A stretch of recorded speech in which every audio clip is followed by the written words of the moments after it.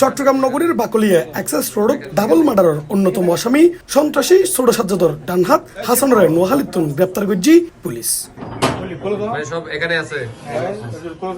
পুলিশের তথ্য অনুযায়ী গোপন সংবাদের ভিত্তিতে ও তথ্য প্রযুক্তির মাধ্যমে হাসানের অবস্থান নিশ্চিত করে মেয়ের 2 তারিখ লাইতুর 10টার দিকে নোয়াখালীর হাতিয়া থানার নলেশ্বর ভূমিহীন বাজার এলাকাতুন তারে গ্রেপ্তার করে বাকলিয়া থানা পুলিশের উগ্র দল। কলিয়ায় একটা ডাবল মার্ডার সংঘটিত হয়েছে ছোট সাজ্জাদের নেতৃত্বে।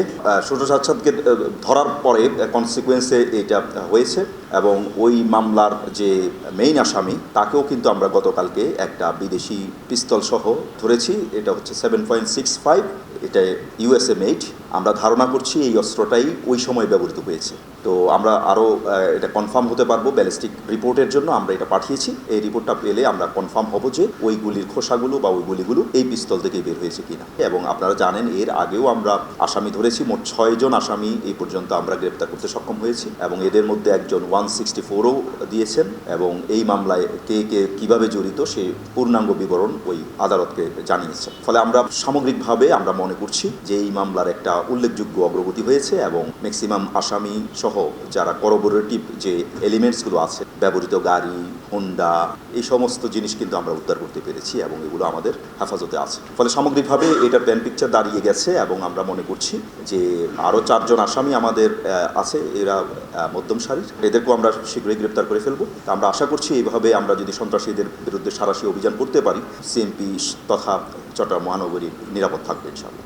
পরে হাসানের দেওয়া তথ্য মতে ভোর 5:30টার দিকে বাইজিদ এলাকার তার ঘর ড্রেসিং টেবিলের পিছনে লুকের আইনে উগ্র আমেরিকান 7.65 পিস্তল, 2 রাউন্ড গুলি ও 2 ম্যাগাজিন উদ্ধার করা। সাজ্জাদকে রিমান্ডে আনার পরে আমরা আশা করেছিলাম অস্ত্র উদ্ধার। আপনারা এটাও জানেন যে যখন একজন আসামি ধরা পড়ে যায় তখন তার সাথে যে লিঙ্কগুলো থাকে তারা কিন্তু তার জানা মতো অস্ত্রগুলো ওই জায়গায় রাখে না, কারণ তারা জানে যে রিমান্ডে সে হয়তো সেই অস্ত্রের কথা বলে দিতে পারে, কার হেফাজতে আছে সেটা বলে দিতে পারে। সেই জন্য সে ওই সময় আমাদের কাছে বললেও পরবর্তীতে কিন্তু এই অস্ত্রগুলো ওই জায়গা থেকে উদ্ধার করা সম্ভব হয়। এটা সন্ত্রাসীদের একটা সিগনেচার ইফেক্ট, মডাস অপারেন্ডি বলা যেতে পারে, যে আসামি ধরা পড়লেই সবাই কিন্তু জেনে যায় যে ও ধরা পড়ছে। তখন ওরা এগুলো মানে ভিন্ন জায়গায় রাখার একটা প্রবণতা থাকে আর কি। তো সেই জন্য যখনই সে ধরা পড়েছে এই অস্ত্রগুলো ব্যাহত হয়েছে, বিভিন্ন হাতে হয়েছে। কিন্তু আমরা কালকের যে আসামিকে ধরেছি তার দেখানো মতেই কিন্তু আমরা বাইজিদ এলাকা থেকে কিন্তু আবার ওই যে US মেড যে 7.65 এই অস্ত্রটা উদ্ধার করতে পেরেছি, কারণ আমরা সাথে সাথে অপারেশনটা করতে পেরেছি।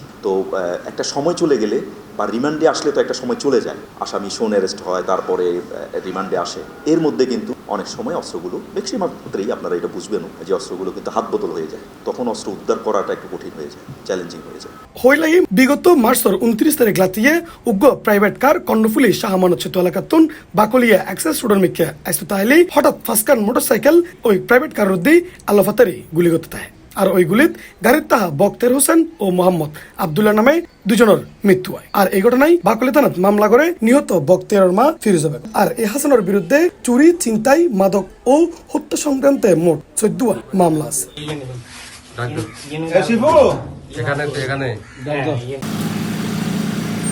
ইফতেখার নতিশন, C+ চট্টগ্রাম।